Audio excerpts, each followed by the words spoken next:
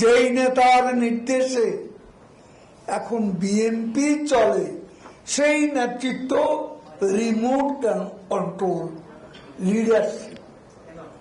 বাংলাদেশের আন্দোলন নেতৃত্ব যদি বাংলাদেশের রাজপথে না থাকে, সেই আন্দোলন কোনোদিনও সফল হয় না।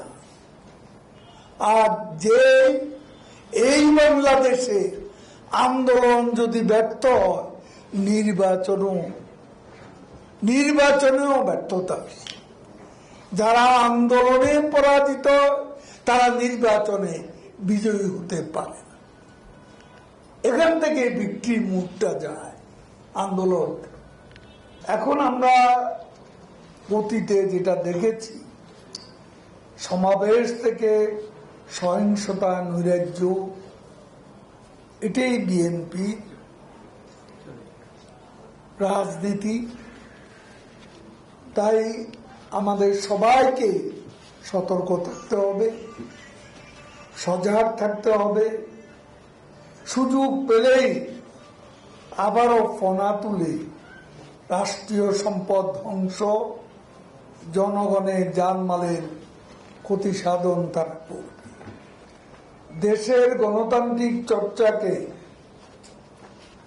ব্যাহত করতে বিএনপি বিভিন্ন কর্মসূচি দেয়, কথা বলে।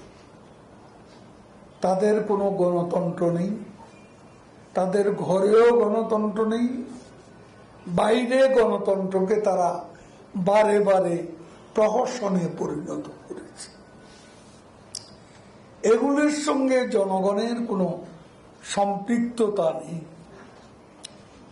তারা ভোটে আসে না, কারণ ভোটারদের তারা ভয় পায়। ভোটারদের ভয় পায় বলে তারা ভোটে আসে না। এটা এখন প্রতিষ্ঠিত হয়ে গেছে। বিএনপি কেন ভোটে আসতে চায় না?